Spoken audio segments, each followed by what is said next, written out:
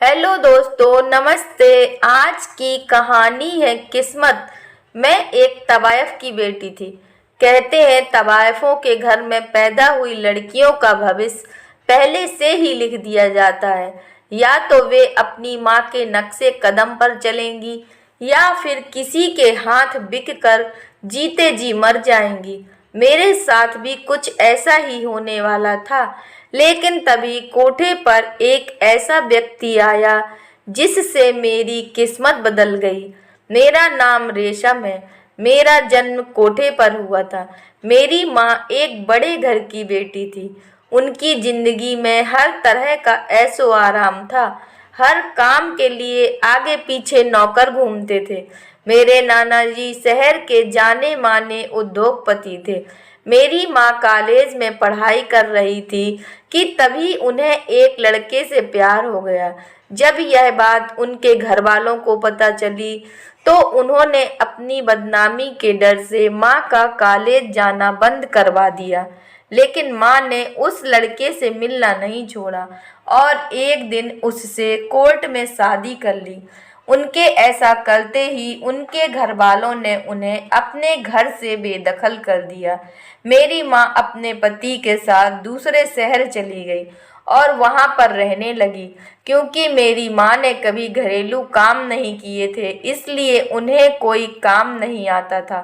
थोड़े दिन तो बहुत अच्छी तरह से गुजर गए, क्योंकि मेरी माँ जो अपने घर से रुपए और गहने लेकर आई थी वह धीरे धीरे खत्म हो गए थे। और वह लड़का भी सिर्फ उनकी दौलत से प्यार करता था, इसीलिए उसने शादी की थी। लेकिन जब मेरी माँ को दौलत से बेदखल कर दिया गया तो वह भी उनसे मारपीट करने लगा। एक दिन वह माँ को अच्छी तरह से तैयार कर एक जगह ले गया। उन्हें वहां बेच आया। वह एक कोठा था। माँ ने ऐसी जगह कभी नहीं देखी थी, इसलिए उन्हें समझ में नहीं आया कि वह कहाँ आ गई हैं। थोड़े दिनों बाद उन्हें समझ में आया कि वह कोठे पर हैं, लेकिन वह अपने घर वापस भी नहीं जा सकती थी, क्योंकि उन्होंने काम ही ऐसा किया था और कोठे पर से निकलना भी नामुमकिन होता है। उस समय मेरी माँ प्रेग्नेंट थी। फिर भी कोठे वाली आंटी ने उनके ऊपर तरस नहीं खाया और लगातार उनसे अपना काम करवाती रही। टाइम के अनुसार जब मैं पैदा हुई तो कोठे पर बहुत जश्न मनाया गया, क्योंकि कोठे पर लड़कियां पैदा होने पर बहुत जश्न मनाया जाता है। धीरे धीरे मैं बड़ी होने लगी।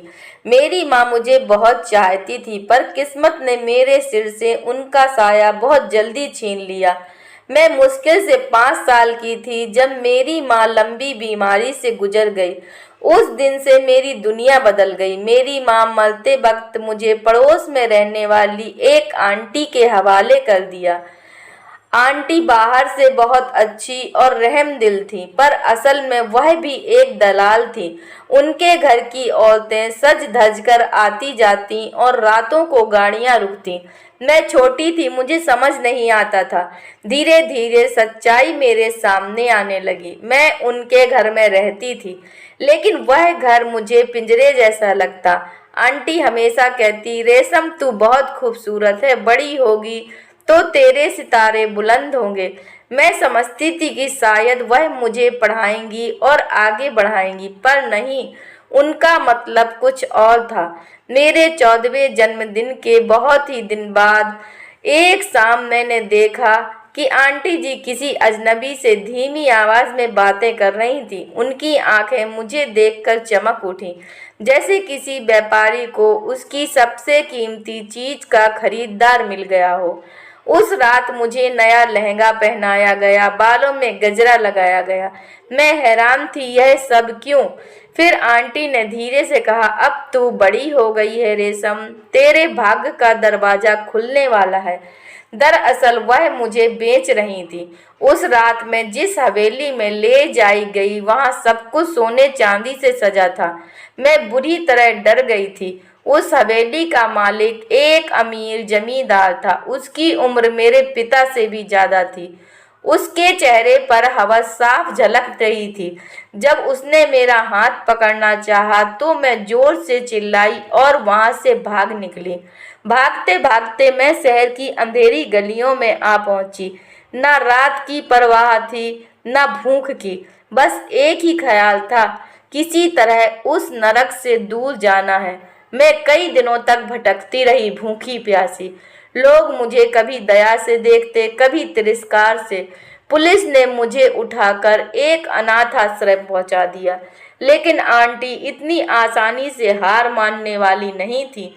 कुछ महीनों बाद उन्होंने अनाथ आश्रम में आकर दावा किया कि मैं उनकी पालित बच्ची हूँ। उन्होंने झूठे कागज भी दिखाए और मुझे फिर से अपने साथ ले गई। मुझे पता था कि अब मेरे साथ फिर वही नरक दोहराया जाएगा।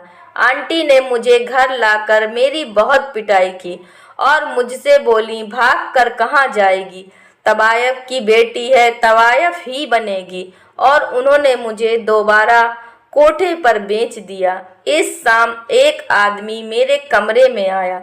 वह एक अमीर आदमी की बिगड़ी हुई औलाद था। उसके पास पैसे की कोई कमी नहीं थी। वह हर रोज कोठे पर आता था और एक नई लड़की तलाशता था। उस दिन वह मेरे कमरे में आया और दरवाजा बंद कर लिया।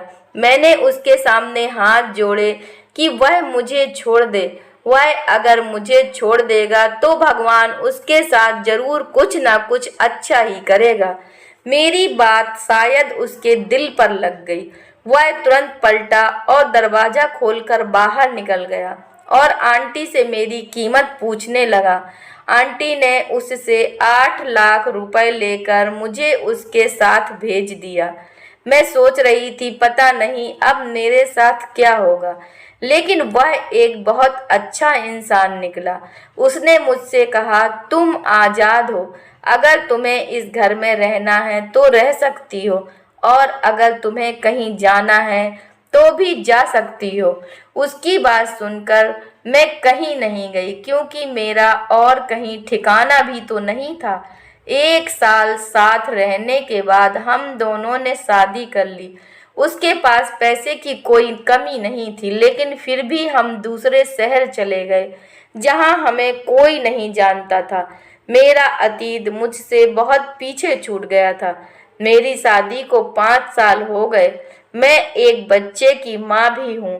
मैंने कभी नहीं सोचा था कि मेरी जिंदगी भी कभी ऐसी होगी कि मैं कभी किसी की पत्नी या माँ बन सकूंगी।